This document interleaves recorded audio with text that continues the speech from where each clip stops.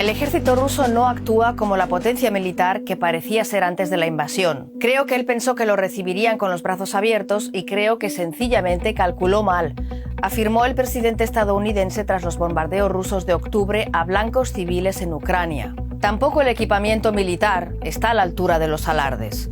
Los modernos prototipos lucidos el 9 de mayo en el desfile de la Victoria no se han visto en el combate contra Ucrania.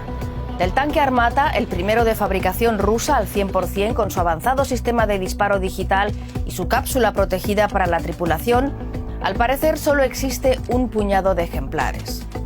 Y lo mismo sucede con el caza furtivo ruso Su-57, promocionado en Rusia como uno de los mejores del planeta.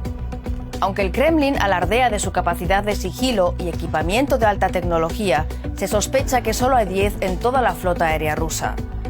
Se trata de modelos que habrían tenido motores defectuosos y registrado fallos tecnológicos en una industria que acusa la falta de materiales y repuestos a causa de las sanciones occidentales.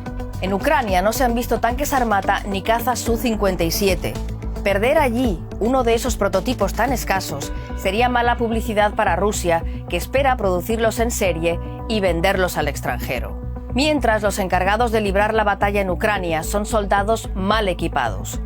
A comienzos de octubre llegaba una muestra de lo que eso significa para la moral y la cohesión de las tropas rusas. Los medios reportaron una batalla campal entre hombres recién reclutados y soldados contratados que llevaban ya tiempo en una base militar cercana a Moscú. Estos últimos, los contratados, exigieron ropa y también sus celulares a los recién llegados. Y según los reportes, los nuevos le respondieron con una paliza tal que 20 de los saqueadores tuvieron que encerrarse en un edificio y pedir ayuda a la policía. Ese fue para muchos reclutas el comienzo de su misión en Ucrania. Durante la movilización rusa, supuestamente parcial, también se llamó a filas a hombres sin ninguna experiencia militar y a enfermos crónicos. Tras numerosas quejas, también de incondicionales de Putin, este anunció que los errores en la convocatoria de nuevos reclutas serían corregidos. Die Mobilisierung Russlands wird bestenfalls dazu beitragen, dass die Front gehalten werden kann, dass die ukrainischen Offensiven nicht erfolgreich sein werden. Offensivkraft für die russische Armee erwarte ich auch trotz der Mobilisierung von Reservisten nicht. Das dauert allerdings noch geraume Zeit, bis diese an die Front vorstoßen können, um diesen Personalmangel auf russischer Seite zu beseitigen. Erst dann, wenn die russische Armee wieder zahlenmäßig stark genug ist und genug militärisches Gerät hat und gesicherte Nachschubrouten hat, kann Russland versuchen, wieder Offensiven zu starten. Pero los convocados acudirán a ofensivas que hasta ahora han sido ineficaces.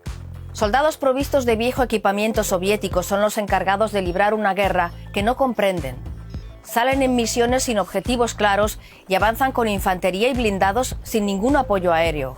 Los propios soldados han asegurado que antes de actuar aguardan el permiso de un general situado muy lejos del frente. Man wartet wirklich auf die Befehle, die von zentralen Stellen kommen, und nur dort werden Operationen geplant und der Befehl zur Ausführung gegeben. Das heißt, die unterstellten Kräfte wissen oft wenig. Und sie dürfen in der Regel auch nicht eigenständig handeln.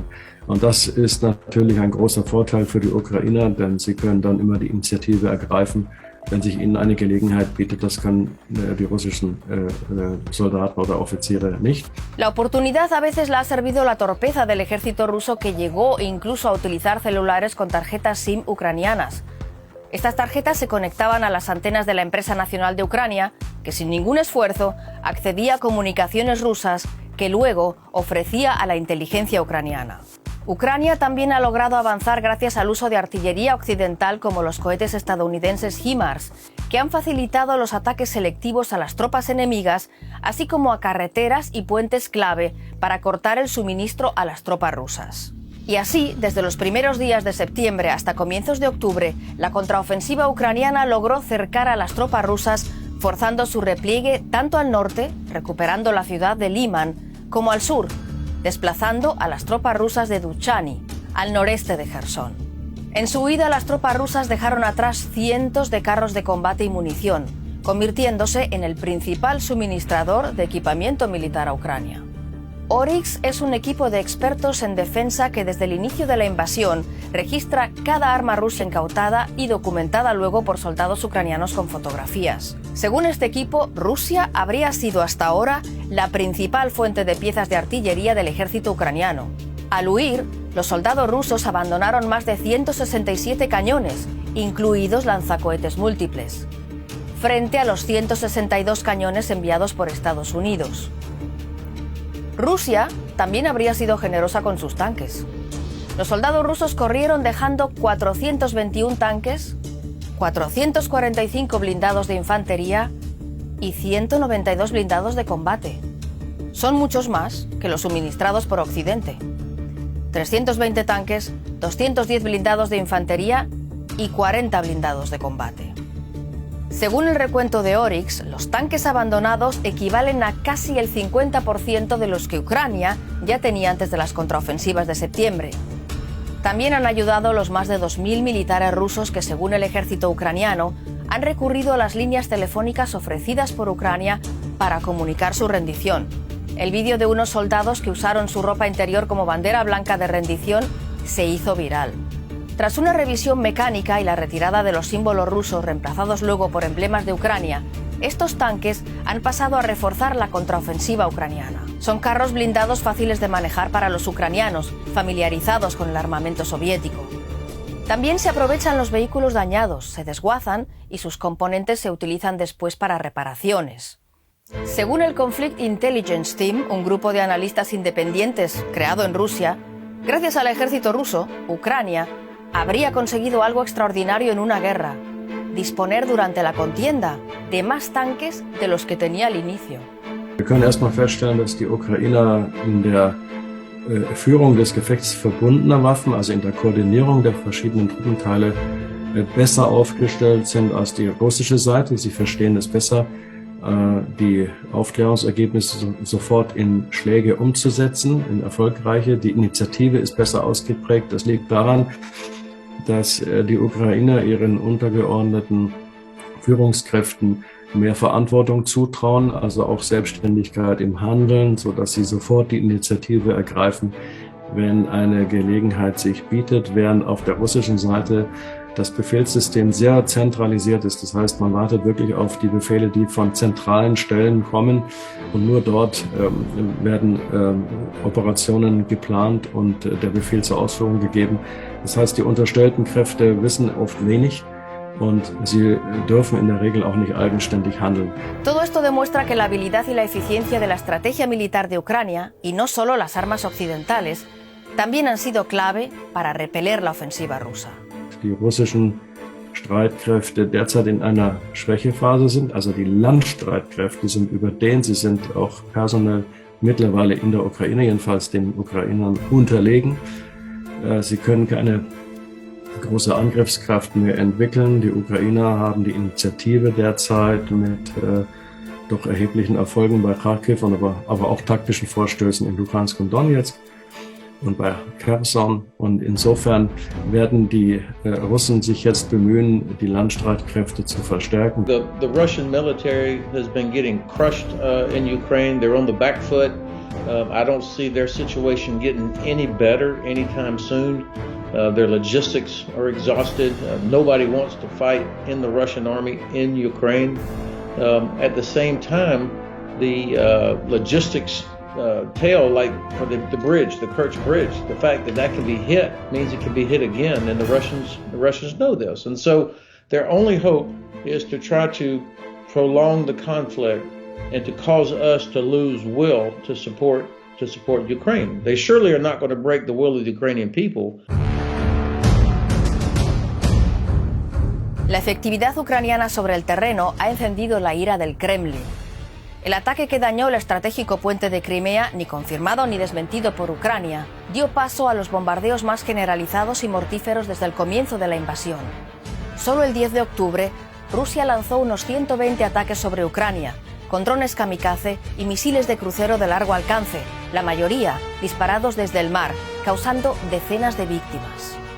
Was ich auch sehr kritisch sehe, ist die Zeit, die gewählt worden ist, um diese Angriffe auszuführen. Das war so zwischen 8 und 9 Uhr. In der Regel ist das ja die Rush Hour. Das heißt, man muss dann auch damit rechnen, dass doch sehr viele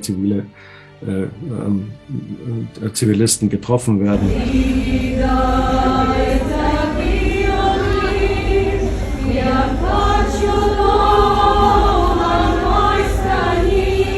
Diese Angriffe haben nahezu keinen militärischen Nutzen. Es ist eher eine Terrorisierung der Bevölkerung durch den Beschuss von Wasserwerken, von Elektrizitätswerken, von Fernmeldeeinrichtungen. Es soll die Bevölkerung eben terrorisiert werden und der Bevölkerung ihre Schutzlosigkeit gegenüber russischen Angriffen deutlich gemacht werden. Aber für eine Verbesserung der militärischen Lage an den Frontlinien bringt das nichts. Los ataques aéreos que golpearon puntos en toda Ucrania fueron la carta de presentación del nuevo jefe de las operaciones rusas en el país, Sergei Surovikin, de 56 años. Se trata de un oficial relacionado en su juventud con la venta ilegal de armas, con brutalidades contra civiles en Afganistán y en Siria, y conocido como el general Armagedón por su agresividad. Este hombre ha sido elegido ahora para contentar a los partidarios de la línea más dura con Ucrania. Surovikin steht für ein sehr brutales Vorgehen. Schon in seiner gesamten Karriere hatte er keinen Respekt vor Zivilisten, hat auch Zivilisten in großen Zahlen getötet und nicht nur feindliche Soldaten oder Kombattanten. Er genießt diesen Ruf auch im russischen Militär. Er ist auch der Mann, der von der nationalistischen Rechten und der Kriegspartei in Moskau unterstützt wird. Also mit ihm wird sicherlich eine weitere Brutalisierung des Krieges zu erwarten sein. No obstante, pocos piensan que su presencia vaya a modificar la relación de fuerza sobre el terreno. The problems of the Russian Ministry of Defense and the problems of the Russian armed forces are so deeply rooted that a new commander is not going to be enough to fix those things, certainly not anytime soon. The decades of corruption, the lack of readiness, the logistics system, their inability to integrate air, land, and naval forces, all of these things will take significant institutional change, and I don't see this guy being able to do that anytime soon. Por su parte, el número 2 del Consejo de Seguridad de Rusia, el expresidente Dmitry Medvedev, volvía a añadir leña al fuego, como tiene por costumbre, desde Telegram. El primer episodio se ha realizado. Habrá otros. Desde mi punto de vista, el objetivo debe ser el desmantelamiento total del régimen político de Ucrania. Mientras, en Ucrania, las autoridades reparaban la infraestructura y preparaban a sus ciudadanos para frecuentes cortes eléctricos. También pedían a sus aliados más sistemas antiaéreos para poder defenderse. Aunque los soldados ucranianos destacan por la rapidez y habilidad sobre el terreno. ¡Vanya, давай! ¡Давай, сука, падай! Esa pericia no basta para contener los ataques generalizados de Rusia. Por lo pronto, la cincuentena de países que forman el grupo de contacto para la defensa de Ucrania han anunciado que mantendrán su respaldo al país a corto y largo plazo. Esos países han comprometido miles de millones de dólares en ayuda militar, así como en asistencia humanitaria y financiera para Ucrania. Alemania, por su parte, adelantó a octubre un envío que estaba previsto para noviembre. El primero de 4 sistemas alemanes de defensa antiaérea Iris-T, cuyos potentes radares permiten una mejor detección de los misiles rusos. Con la llegada del Iris-T y la próxima entrega de NASAMS estadounidenses que están en camino, el ministro ucraniano de Defensa pronosticó una nueva era en la defensa aérea de Ucrania.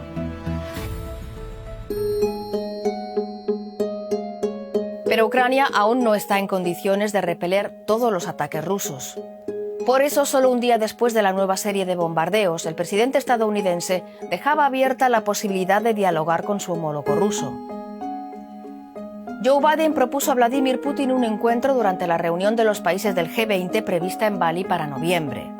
Y aunque el ministro ruso de Exteriores aseguraba luego que Moscú estudiaría la oferta, también volvía a exigir la desnazificación y desmilitarización de Ucrania, así como su renuncia a los territorios anexionados ilegalmente por el Kremlin. Son palabras que no auguran precisamente una verdadera intención de negociar. Mittlerweile ist das klassische russische Narrativ der Sicherheitsinteressen gegenüber der NATO. Also etwas, was wir über Rüstungskontrollverhandlungen ja jahrelang wirklich mit den Russen besprochen haben, wo es Verträge gab etc. Dieses Narrativ ist überlagert worden durch ein imperiales Narrativ, das auch von der höchsten Führung kommt. Und das heißt Wiedergewinnung russischer Größe, Wiedergewinnung des russischen Zarenreiches in den alten russischen Grenzen, Ausweitung des russischen Staates auf die sogenannte russische Welt. Also das ist im Grunde genommen alles, was früher eben russisch war, beziehungsweise von einer pro-russischen Bevölkerung bewohnt ist oder russisch spricht. Dieses Narrativ ist aus Sicht der Ukraine und aus Sicht des Westens nicht verhandelbar. Pero no solo Occidente está alarmado. Las nuevas acciones de Rusia tampoco parecen gustar a sus dos principales socios.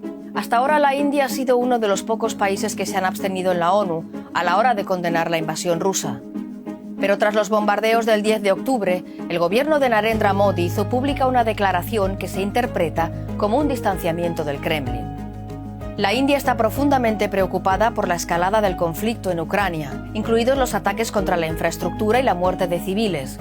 Instamos al cese inmediato de las hostilidades y al retorno urgente a la vía de la diplomacia y el diálogo. La India está lista para apoyar cualquier esfuerzo destinado a una desescalada. Pero no se pueden poner demasiadas esperanzas en la India, que es un país que siempre trata de contentar de alguna manera a un bando y al otro. También China expresó su inquietud el 10 de octubre. Los acontecimientos en curso son preocupantes, dijo la portavoz del Ministerio Chino de Exteriores. Y aunque el gobierno de China llamaba a sí mismo al diálogo, también Pekín mantiene una calculada distancia con Moscú. No le proporciona apoyo militar, pero tampoco secunda las sanciones de Occidente contra el régimen de Putin, ni condena una invasión que califica de crisis. Mientras, con una Rusia que exige los territorios anexionados y una Ucrania decidida a expulsarla de ellos, también de Crimea, no se ha visto una solución a corto plazo. Ich glaube, dass es in den nächsten Wochen und Monaten nicht wahrscheinlich ist, aber es ist eben nicht auszuschließen, dass die Ukraine vielleicht mit modernen Kampfpanzern, vielleicht mit noch weitreichenderer Artillerie in der Lage ist, die russischen Truppen doch signifikant zurückzudrängen. Aber da sagen eben die Skeptiker, wenn die Ukraine das schafft, wer weiß, was Putin dann noch tun wird, um seine persönliche Haut zu retten und die Kriegsniederlage zu vermeiden. Da sind wir wieder bei der Drohung mit der nuklearen Eskalation. Todo apunta a una guerra más larga que desgastará a ambas partes. Entre tanto, Estados Unidos vigila los posibles movimientos de la logística nuclear rusa para dar la voz de alarma si es necesario.